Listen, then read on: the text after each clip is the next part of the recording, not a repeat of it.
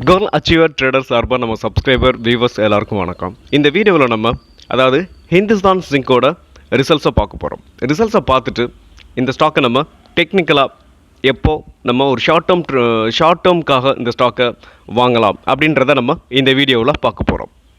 பார்க்குறதுக்கு முன்னாடி டிஸ்க்ளைமர், நம்ம கொடுக்கக்கூடிய இந்த ஸ்டாக் எல்லாமே எஜுகேஷன் பர்பஸ்க்காக. நீங்கள் ட்ரேட் ஆர் இன்வெஸ்ட்மெண்ட் பண்ணணும்னா ஓன் அனாலிசிஸ் பண்ணிவிட்டு இன்வெஸ்ட்மெண்ட் பண்ணுங்கள்.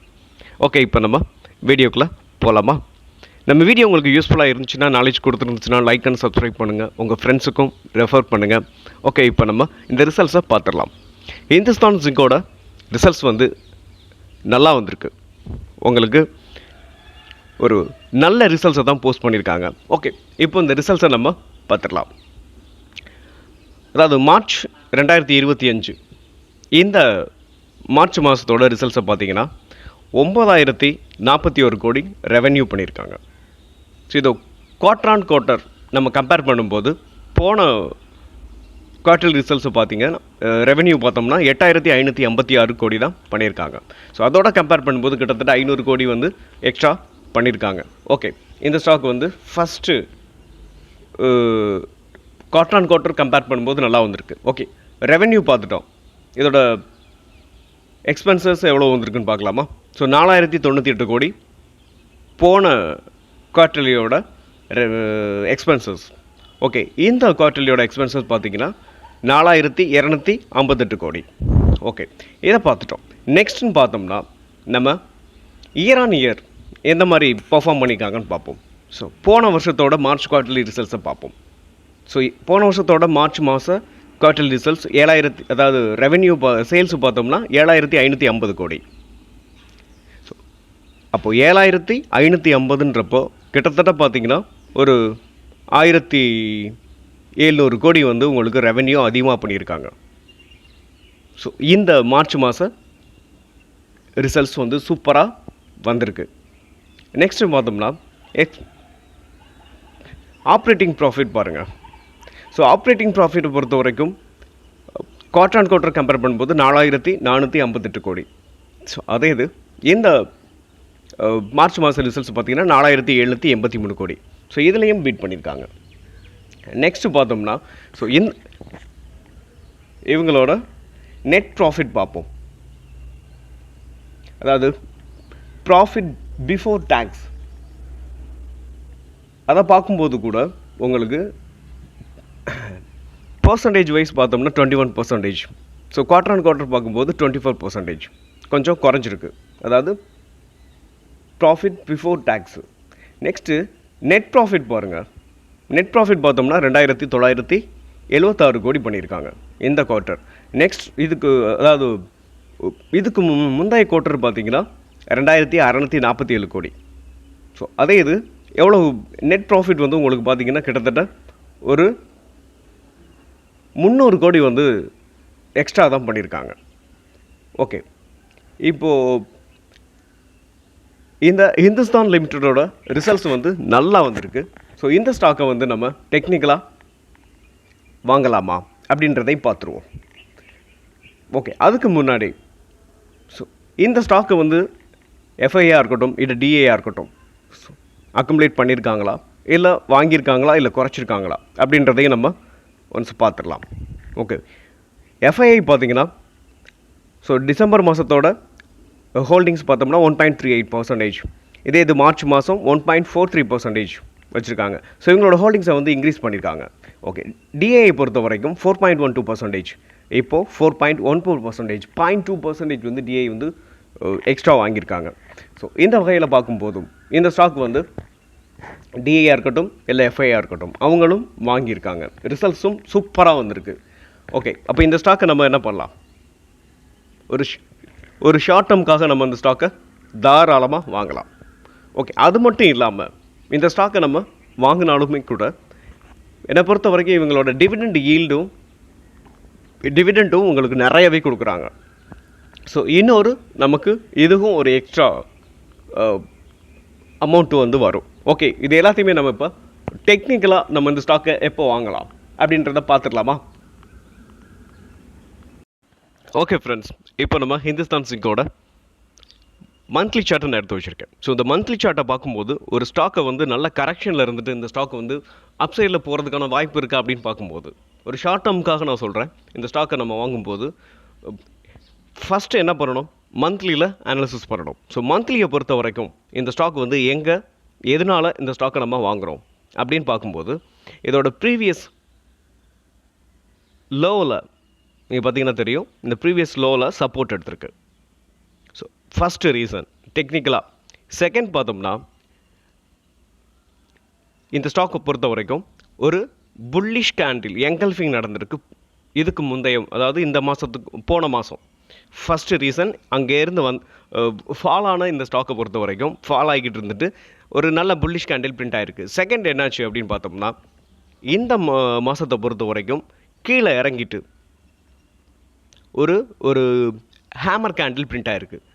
செல்லர்ஸ் வந்து ரொம்ப கீழே வரைக்கும் கொண்டு வந்திருக்காங்க. கொண்டு வந்துட்டு மறுபடியும் அகைன் என்னாச்சு, பையர்ஸ் வந்து இந்த ஸ்டாக்கை அப்சைடில் எடுத்துகிட்டு போயிருக்காங்க.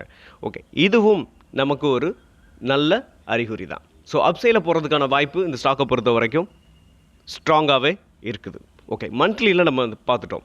நெக்ஸ்ட் என்ன பண்ணலாம், நெக்ஸ்ட் வந்து வீக்லியில் பார்த்துருவோம். ஸோ வீக்லியிலையும் பார்த்துட்டு நமக்கு ஒரு கன்ஃபர்மேஷன் கிளியராக கிடைக்கும். ஓகே, இப்போ நம்ம வீக்லியை பொறுத்த வரைக்கும் நான் ஒரு ட்ரெண்ட் லைன் ட்ராப் பண்ணுறேன். அதோட ஆல் டைம் ஹைலேருந்து ஒரு ட்ரெண்ட் லைன் வந்து நம்ம ட்ராப் பண்ணி இது பிரேக் அவுட் ஆயிருக்கா இல்லையா அப்படின்றத நம்ம கன்ஃபார்ம் பண்ணலாம். ஓகே, இப்போது ஹிந்துஸ்தான் ஜிங்க் அதோட ஆல் டைம் ஹைலேருந்து நான் ஒரு ட்ரெண்ட் லைன் ட்ராப் பண்ணியிருக்கேன். இந்த ட்ரெண்ட் லைனை உங்களுக்கு இந்த ஸ்டாக் வந்து ஃபஸ்ட்டு பிரேக் பண்ணியிருக்கு. Okay, first point. செகண்ட் பார்த்தோம் அப்படின்னு பார்த்தீங்கன்னா, ரீடெஸ்ட் இதே ட்ரெண்ட் லைனில் ரீடெஸ்ட் எடுத்து அகைன் அப்சைடில் இப்போ போய்கிட்டு இருக்கு. வீக்லியில் நமக்கு செகண்ட் கன்ஃபர்மேஷன் கிடச்சிருக்கு. இந்த ஸ்டாக்கை நம்ம இப்போ பிக் பண்ணலாமா அப்படின்றதுக்காக. ஓகே ரைட், உங்களுக்கு இந்த ஸ்டாக்கை பொறுத்த வரைக்கும் பிரேக் அவுட் ஆகிருக்கு, இன்னொன்று ரீடெஸ்ட் எடுத்திருக்கு. ஓகே, இப்போ இந்த ஸ்டாக்கை வந்து நம்ம கரண்ட் மார்க்கெட் ப்ரைஸில் என்ட்ரி எடுக்கலாமா அப்படின்ற அந்த கேள்வி தான் இப்போ நமக்கு வரும். ஓகே, இப்போ என்ட்ரின்னு பார்க்கும்போது இந்த ஜோனை எப்போ பிரேக் பண்ணுதோ அப்போ நம்ம என்ட்ரி எடுத்துக்கலாம். கரெக்டாக இந்த ஜோனுக்கு மேலே, அதாவது 470க்கு மேலே ஒரு ஸ்ட்ராங்கான வீக்லியில் ஒரு புல்லிஷ் கேண்டில் பிரிண்ட் ஆகும்போது நம்ம இந்த ஸ்டாக்கை நம்ம பிக் பண்ணலாம். ஃபஸ்ட்டு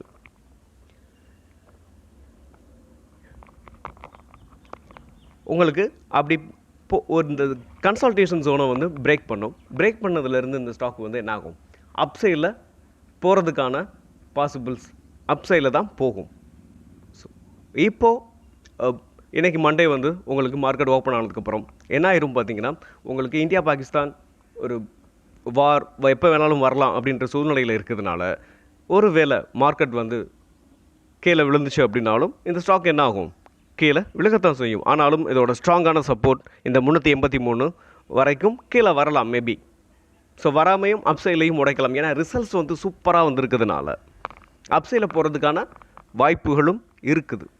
ஒருவேளை அப்சைடில் போணுச்சு அப்படின்னா நம்ம இந்த ஸ்டாக்கை பிக் பண்ணலாம். இதோட ஆல் டைம் ஹை பாருங்கள், 800 ரூபா கிட்டத்தட்ட பார்த்தீங்கன்னா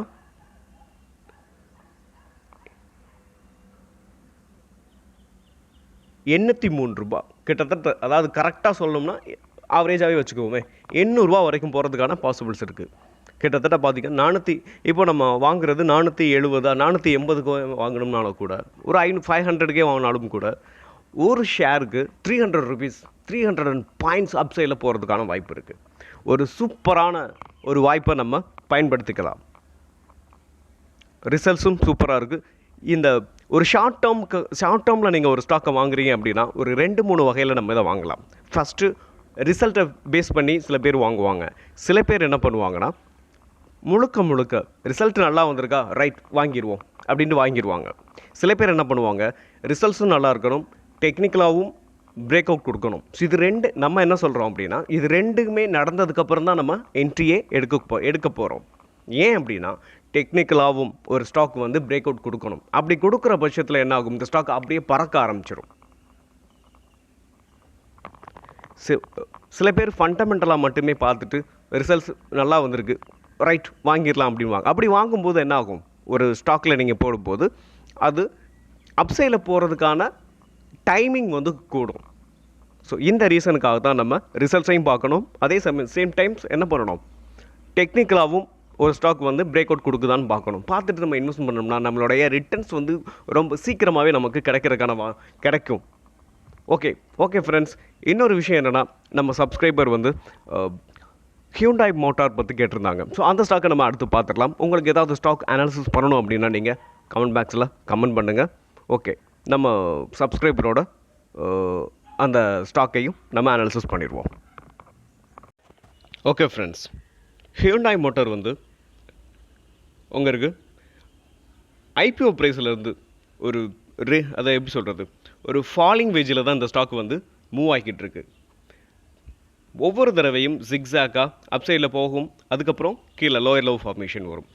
அப்சைடில் போகுது, டவுன் சைடில் வருது, அப்சைடில் போகுது, டவுன் சைடில் போகுது. இந்த பொசிஷனில் தான் இந்த ஸ்டாக்கை வந்து பொறுத்த வரைக்கும் போயிட்டுருக்கு. அதாவது ஃபாலிங் வேஜ்னு சொல்லுவோம் இதை ப்ரைஸ் ஆக்ஷனில். ஸோ ஃபாலிங் வேஜில் தான் இந்த ஸ்டாக் வந்து கீழே வந்துட்டுருக்கு.